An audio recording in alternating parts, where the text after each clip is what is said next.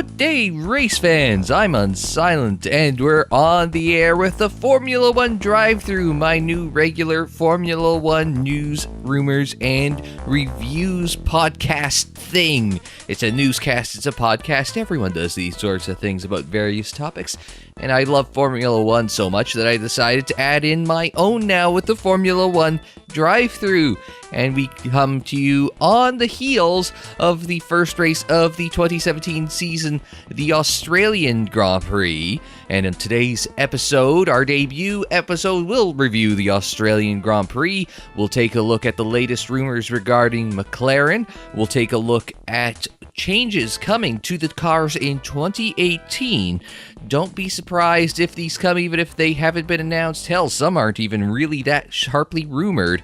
We'll also talk a bit about Force India and their financial situation with owner Vijay Mallya before we go.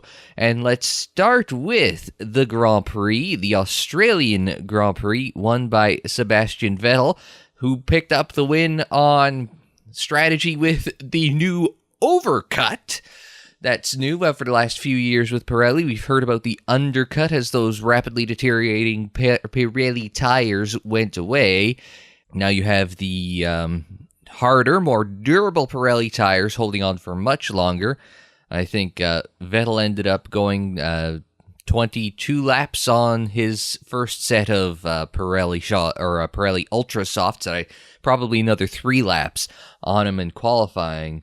So you'll think about Vettel went 25 laps on his Ultra Softs over the course of the weekend. Then he went on 34 laps on the Softs, which I thought wasn't going to be the right strategy. I thought it would have been Verstappen's strategy would have been the right call. Max Verstappen finished 5th. He went 32 laps on the Super Softs, having gone about 27 laps on the Ultras, but the Super Softs faded away at the end. So that kind of caught me off guard. I thought that you'd be going with the 2 softest compounds like Verstappen, like Massa did, but that turns out that it just there was not the pace in those tires as long as they had them in the softs, which makes sense, on the face of it, but the way those tires were lasting, especially those Ultra Softs, I thought, maybe, just maybe, they could make them last long enough to make it Ultra and then Super Soft. But anyway, let's get back to the running order. It was Vettel who finished almost 10 seconds ahead of Hamilton, and then Valtteri Bottas with his podium in his first race for Mercedes-Benz. Then you had Raikkonen, Verstappen, Massa, the next 3 runners, and they were the cars that finished on the lead lap. Then you had Sergio Perez in the Force India, followed by Carlos Sainz, Daniel Kvyat. Kvyat, who went for the rare 2-stop race. He went Ultra, Soft, and then back to Ultras, but that could only get him tonight. And Esteban Ocon rounding out the points for his first Formula One points. Of the points finishers, he went the longest on his second set of tires. He went 41 laps on his softs to close out the race. Stoffel van Dorn, he went 46 laps on his tires because he had to stop early to try and get help from the team to recycle the power in his car. He had a miserable day. The dash went out. He had the trouble with the power disappearing. Alonso ended up retiring because the power went away from his car. It's just not. McLaren had an okay day. Alonso was running in the points until late, and then that's when his car just lost power and they decided to retire it. But let's look back at the front of the grid. Hamilton got away clean from the lights. Then it was Vettel, Bottas, Raikkonen, and then Verstappen. Massa got ahead of the Haas of Romain Grosjean off the lights. Grosjean was classified the first car out. He had a water leak, so that's why it was smoking. It was more steaming than smoking. He was one of 7 retirements on the day.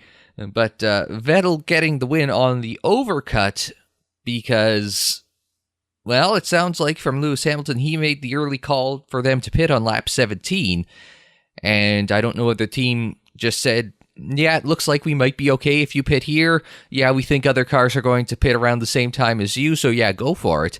But it turns out that was the wrong call because all of a sudden he's trapped behind Max Verstappen on worn ultra softs, which impeded Hamilton and allowed Vettel to effect the overcut and get by him and stay ahead of Hamilton. And from there, it was just they were right on top of each other.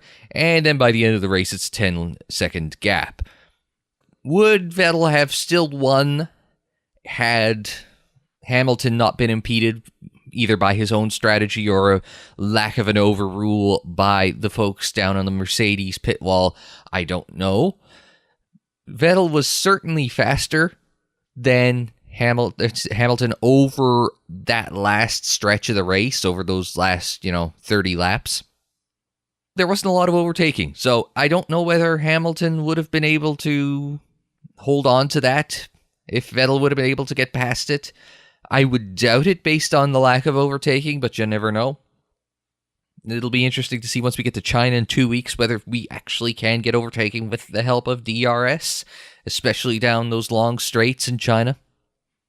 The Sky F1, we get the Sky F1 commentary. Sky F1 commentators, Croft and Brundle, said, "Oh, look at Hamilton. He was able to hold off Bottas and just stay out of DRS range." Hamilton was about 1.25 seconds ahead of Bottas at the line at the end of the race. And Vettel was able to hold station with the Mercedes early on and then sort of fell back to about, 1.25, 1.5 seconds and just kind of hold station there.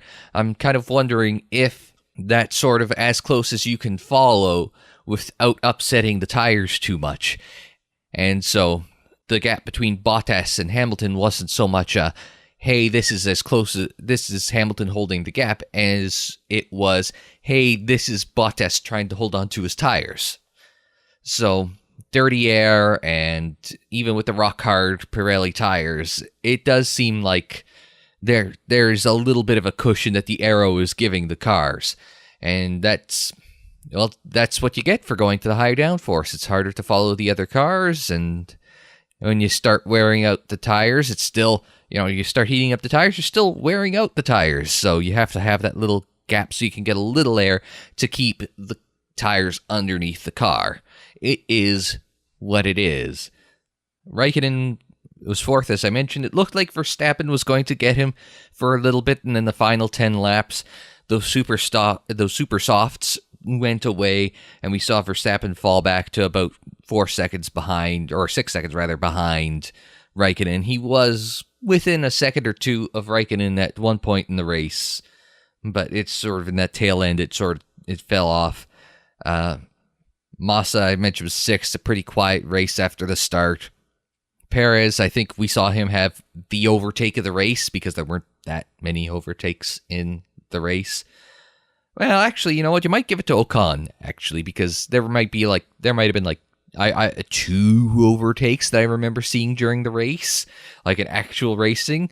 Ocon getting the double over or the overtake on Alonso late in the going with that wounded Honda engine, and Hülkenberg tried to get him as well. The problem being is that even with the double slipstream, that Renault looked a little dicey. I don't know if it's quite got enough power right now. The Renault, by the way, will have a upgraded power unit for Canada as the target for the upgrade, which is probably pretty bad timing if you're Red Bull. They originally had a target of Spain, the 5th round of the season, for the upgrades. Now it's going to round 7 in Canada, so you're probably already on your second engine at that point, or your second power unit. So it's by the time you get your third power unit in, out of 4, that you're going to have your upgrade. Whereas if they'd gotten in an upgrade by Spain, then, okay, that's probably your second power unit that's going to have the upgrade as opposed to your third power unit. So not great news if you're Red Bull. The race pace of the Red Bull wasn't bad, but it doesn't seem to be race win contending yet. Just ask Daniel Ricciardo, who missed the start by a lap and then retired after 33 laps because of a power unit failure. He wasn't looking bad, but it certainly wasn't inspiring either. Oh, it's also worth noting that the ERS problems that the Renault cars were having in testing were solved by going back to last year's ERS unit. So when they get the ERS system sorted out for this year and get that reliable, that'll be another power boost that Renault will have. Will that come in Canada as well? I don't know. We'll wait and see. But that's something that, considering how effective the Ferrari ERS unit sounds like it is, then that's going to be a pretty critical moment for the Red Bull, Toro Rosso, and Renault teams, is getting that up-to-date ERS system in there. It's also going to save them 5 kilos because apparently that's how much more the 2016 ERS weighs against the 2017's an extra 5 kilos. Everybody seems to be running heavy this year.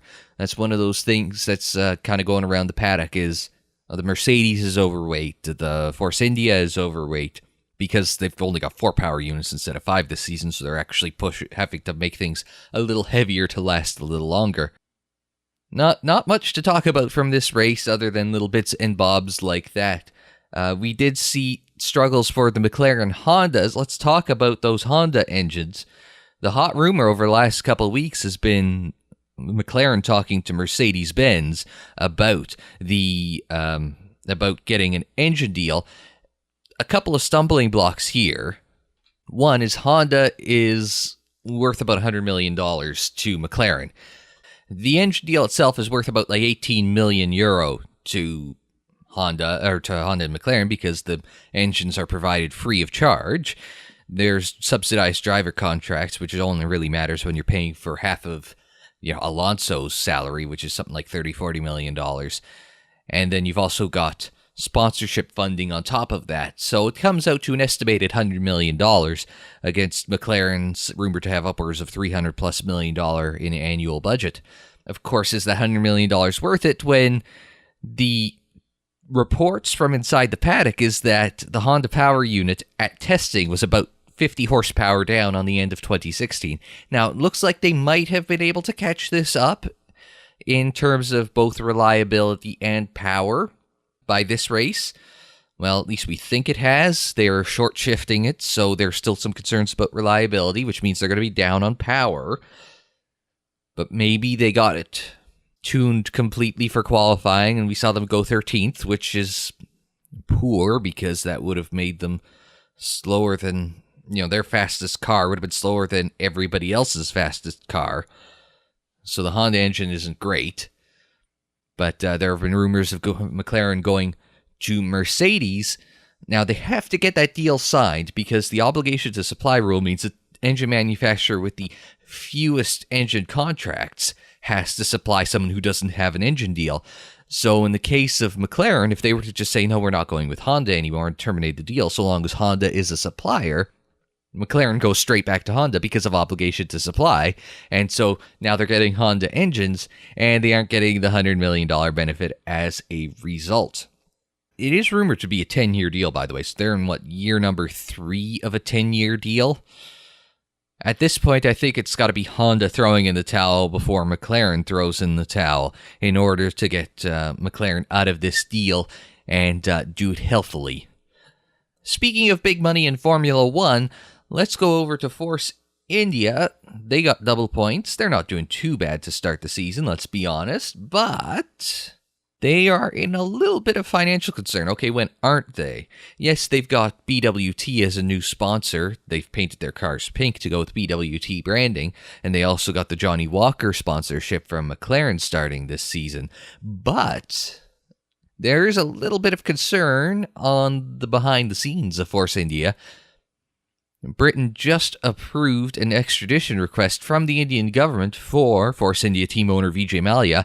Mallya was subject to court complaints by a number of banks back in India because he owes something in the neighborhood of $1.5 billion in loans to a number of banks, where Mallya and his companies owe $1 to $1.5 billion, depending on exchange, in loans to a bunch of banks.